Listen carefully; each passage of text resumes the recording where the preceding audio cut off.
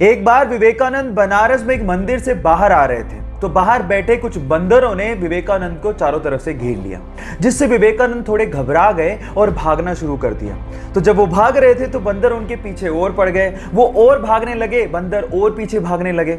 ये सब दृश्य एक मोंक बाहर खड़ा हुआ देख रहा था। उन्होंने विवेकानंद को कहा, रुक जाओ और इन बंदरों का सामना करो।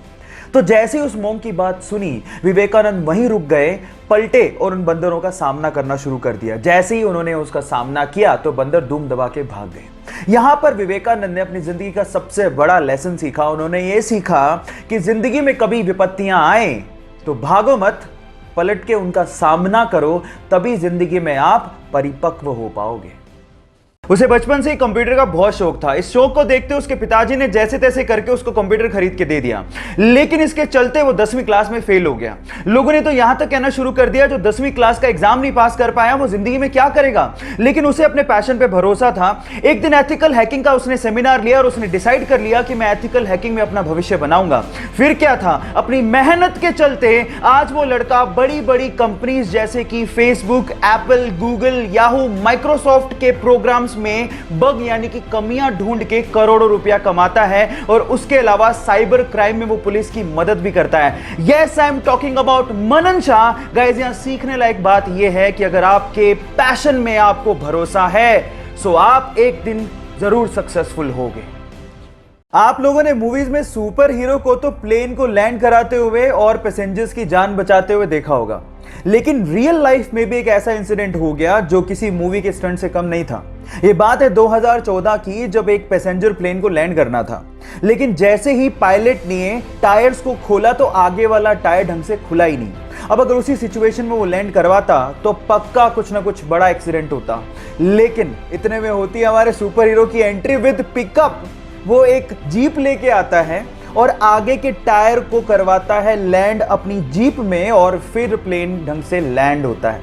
ये घटना किसी स्टंट से कम नहीं है। बहरहाल उसने अपनी जाबाजी से बहुत से पैसेंजर्स की जान बचाई, तो इस बंदे के लिए एक लाइक तो बनता है। पढ़ाई का और पैसा कमाने का आपस में कोई लेना देना नहीं है, इसीलिए उस लड़के ने 10वीं क्लास के बाद पढ़ाई छोड़ दी और भजिया बेचकर पैसा कमाना शुरू कर दिया। फिर अपने दोस्त की मदद से 1948 में यमन चला गया और वहां पर एक पेट्रोल पंप पे काम करना शुरू किया। देखते ही देखते अपनी मेहनत की बदौलत वो वहां पे क्लर्क और फिर मैनेजर बन गया, लेकिन उसके दिमाग में तो अलग ही सनक चल रही थी। फिर वहां से अच्छी खासी नौकरी छोड़ के 50,000 रुपया लेकर वो इंडिया आया और यहां पर मसाला और पॉलिस्टर बेचने की कंपनी शुरू की और देखते 10 लाख की टर्नओवर के साथ इंडिया की सबसे बड़ी प्राइवेट कंपनी बना डाली और आज भी वो कंपनी इंडिया में सबसे बड़ी प्राइवेट कंपनीज में शुमार है। Yes, I am talking about Reliance और बंदे का नाम था धीरूभाई। और उनका कहना था कि बड़ा सोचो, दूर की सोचो और जल्दी सोचो, क्योंकि विचारों पर किसी का एकाधिकार नहीं होता।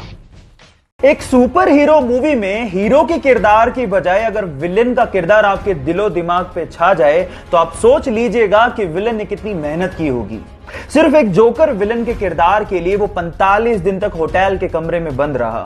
इनफैक्ट उसने जोकर के मेकअप का डिजाइन भी खुद ने किया और एक मूवी के सीन में उसने हीरो को रियली उसे मारने को कहा था कि सब कुछ रियल लगे। उसने इस कैरेक्टर में इतनी जान डाल दी थी कि वो greatest villain of all time कहलाया। और इस किरदार को निभाने के बाद उसे golden globe award, Oscar award तक दिए गए, लेकिन उसे रिसीव करने के लिए वो जिंदा ही नहीं था।